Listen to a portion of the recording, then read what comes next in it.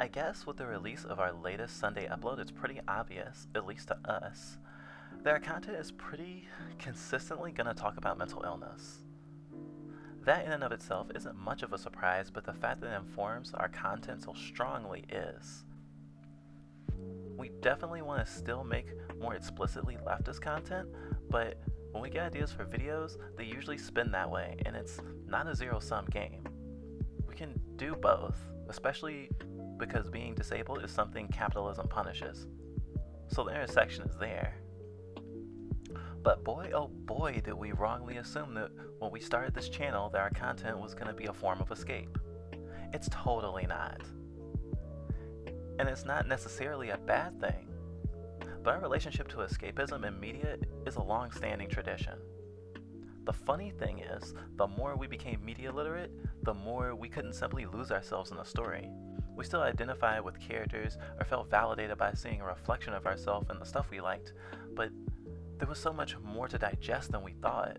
For movies, it was film theory, and for games, it was game design, but no matter what, the more moving parts we could see, the more we could dig in. Which ran counter to the way a lot of folks we've known interpret or appreciate media. It's like the notion that knowing how a magic trick works ruins it. I think it just makes romanticizing it harder, and in the case of magic specifically, the audience generally wants to believe it's real. It's suspension of disbelief in the same way it's employed when one watches a movie. And I'll definitely admit knowing more about a work made some stuff unappealing to us over time, but it also allowed us to approach and understand works that we wouldn't have been able to otherwise, and to not stop at author intention when analyzing a work. Part of the reason it's enjoyable to see moving parts is something we can't fully divorce from our neurodivergence. And it's not only our love of being able to break things down, but our habit of liking a thing and hyper-focusing on it to the point where we exhaust it.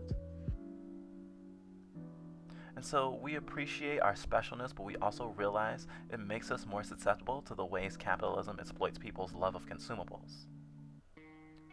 We're in a weird place after our last upload, because in the video we talk about media consumption and cultivated identity and how we have hurt and have been hurt because of our relationship with media. But at the same time, we're still making content exploring media, and we stream video games online hoping to get people to watch. So we haven't really escaped the validation machine, so to speak. We are more aware of it, however, and acceptance is the first step to change. Huh, where have I heard that before? Anyway, we don't expect to just have a better relationship with media all of a sudden, but considering how much we talk about our own mental health history on this channel, we don't have the luxury of growing complacent. When we write scripts, it stares us in the face. That being said, this channel is in a very small way a dream fulfilled, because we're more proud of the work we put on this channel than most things we've completed for the sake of self-fulfillment, so it's a double-edged sword. Media is still super important to us, and we're trying to be more healthy in our consumption and fandom of it. We acknowledged in our last video that our self-worth has been heavily associated with whether people like the same things we do. If that's hard to imagine, allow us to put it in this context. For most of the time we've been a nerd, gamer, weeb, whatever, there have been two major groups of people we've experienced in reference to our interests. People who generally get it, even if they didn't specifically know the thing that we're nerding out about, and folks who just did not get it. So those in the latter camp may have even played video games, but their attitude about it was different.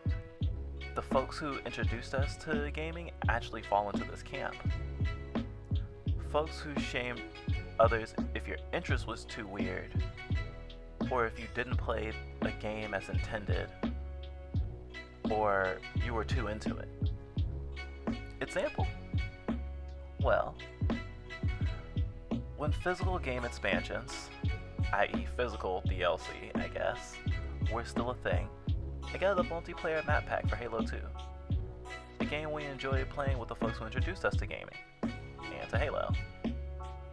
But then, they considered it a waste of money, even though we were still a kid and we didn't fully understand the context. We were derided for being thirsty to slurp up more content. But this was early 2000s, and it wasn't a, your brand loyalty is concerning, like I might be worried about today if I bought a bunch of day one DLC. But it was more like, wow, you're weak-minded enough to go for the shameless cash grab? Stuff like this informed a lot of how we navigated all kinds of relationships.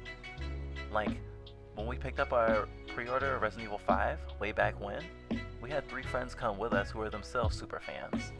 And even though it was a school night, we played well into the night. Surrounding ourselves with folks who didn't criticize our interests was a strategy to protect our self-esteem, especially before games and anime were mainstream. We actually remember reading a swath of think pieces in high school declaring, "It's cool to be a nerd now." At the time, we felt bitter. Like, far from the typical media depiction of a nerd at the time, I wasn't stuffed into a locker. They weren't big enough. But I was emotionally walled in. I had a little ambivalence to my peers' treatment of me though, because I struggled with social cues enough not to always know when I was being mistreated. Sometimes I thought I was just getting along with folks when I was really being mocked. And I stuck to my friends for dear life, because the validation that we shared because of our interests really sustained our self-esteem. And we realized while writing this that never really went away. And we got gatekeepery with it. Like, you can't be a nerd, you haven't suffered enough. Interestingly though, we had trouble maintaining community with gamers and the like because of gatekeeping we suffered and gatekeeping we inflicted. Being a super fan, or at least around them a lot, meant we had a baseline of knowledge or merch we needed to keep up with, and that was exhausting. But we got used to it. We did have one friend who wasn't necessary to keep up with media to maintain friendship with, but there was an overwhelming pressure from everywhere else. All that, and we had to navigate our own limitations. Sometimes we were too depressed to watch anime, so we were lost when talking about the current season, and didn't try as hard to make friends so we wouldn't look stupid, or avoided our existing friends so we didn't let it show how much we were struggling or behind. Sometimes we played video games to an unhealthy degree, maybe even to the point of addiction. But it was better than our abusive family, who got mad at us for playing so many video games, which eventually became a feedback loop. And even more recently, we've been very aggressive about not getting spoilers and took spoiler culture very seriously, to the point where we made friends feel bad for accidentally letting something slip, or for saying something innocuous that we overthought and figured out a plot point with, which is common for those of us who obsess about media analysis and tropes.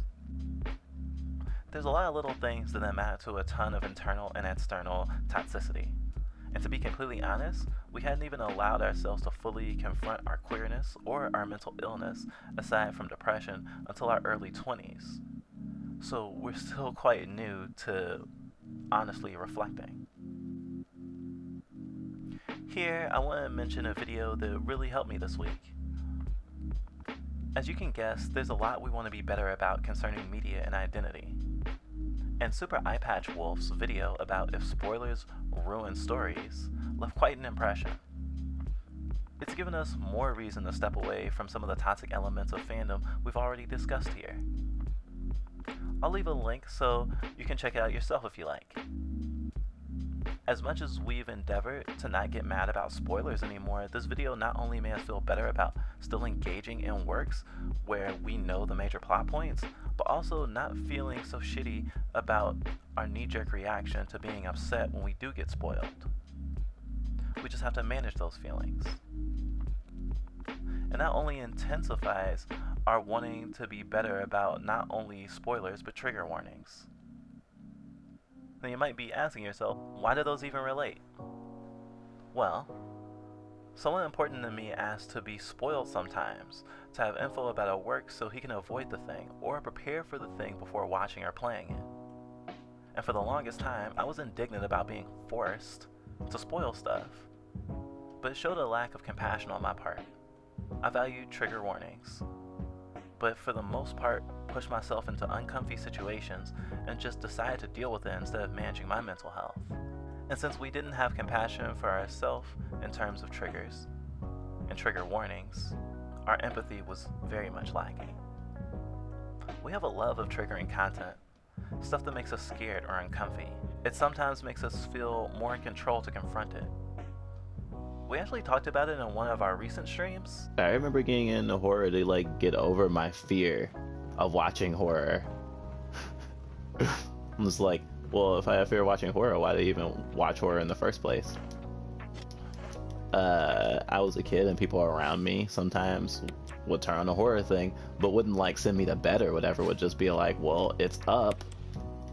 Do you don't have to be in here, but this is what I'm watching on the only TV in the house. And it's like, oh, okay.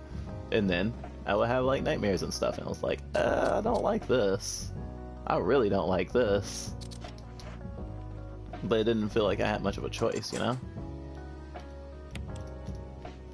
And so between those two things and like seeing that there are people who did choose to deal with horror things on purpose, it was like, well, maybe I can enjoy these things.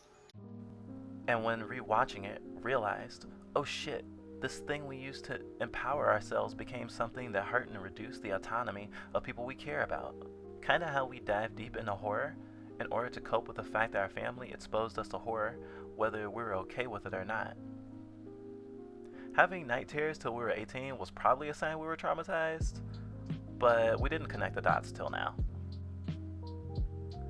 Then we remember how the mocking of trigger warnings all over the internet made us feel insecure, especially in nerd circles.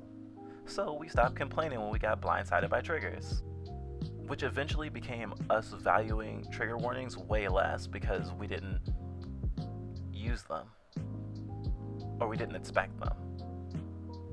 Insecurity is one of the secret ingredients to mistreating others, as it turns out. So we're learning to try to be more kind to ourselves, and hopefully that'll matriculate into being kinder to others. Here's hoping.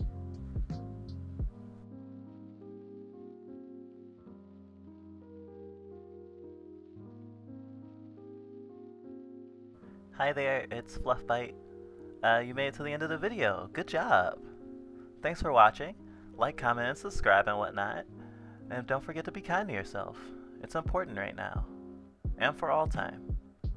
If you like the footage you saw, this was from our Twitch streams that we do. We try to do them every Tuesday and Friday for sure, but we stream randomly as well. We just did a no item bots run for Leon for the first time, and that was awesome. And also check out our new video essay that released on Sunday. It's kind of what we're referencing in this video, if this is somehow the first video of ours you've seen. And it's about like trauma in media consumption, especially in like fandom culture and stuff. So we hope you have a good one. Fluff out.